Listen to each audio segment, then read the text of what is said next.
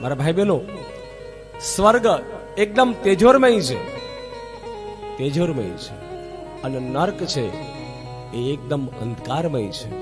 દક્ષિણ દિશા બાજુ નર્ક આવ્યું છે અને દક્ષિણ દિશામાં યમનો વાસ છે. એટલે આપણે શું કઈ રીતે પણ આપણે નથી કહેતા કે ભાઈ અમુક જગ્યાએ માથું રાખી ન સુવાય, દક્ષિણમાં માથું રાખી ન સુવાય.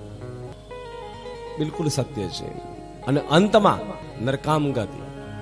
દક્ષિણ દિશામાં સોમનાથમાં તમે જાઓ તો સોમનાથ મહાદેવનું મંદિર છે ને, તો એક વિશાળ ગોળો છે, વિશાળ પૃથ્વીનો ગોળો છે, અને એમાં એરો માર્યો છે, અને સીધી એ દક્ષિણ દિશા બતાવે છે. અને સોમનાથમાં ના ઉલ્લેખ છે કે આ જે પૃથ્વીનો ગોળો જે બનાવેલો છે, જે નિશાન બનાવેલું છે, એમાં જે એરો માર્યો છે, ત્યાં આગળ કોઈ ધરતી છે જ નહીં. છેડા સુધી પૃથ્વીનો છેડો આવી જાય. તમે હિન્દ મહાસાગર જોવો તો હિન્દ મહાસાગર ક્યાં સુધી, પણ ઉત્તર બાજુ હજી ધરતી છે, વસ્તી છે, પણ દક્ષિણ બાજુ કઈ નથી ભારતની. ભારત એ કર્મભૂમિ છે મારા ભાઈ બહેનો.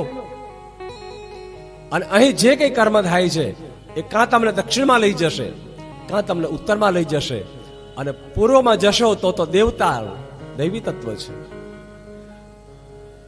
મારા ભાઈ બહેનો, પશ્ચિમમાં જશો તો મારી તમારી સ્વયં જે સૃષ્ટિ છે આ પૃથ્વી ઉપરની પ્રાણીઓની, આ સુંદર મજાની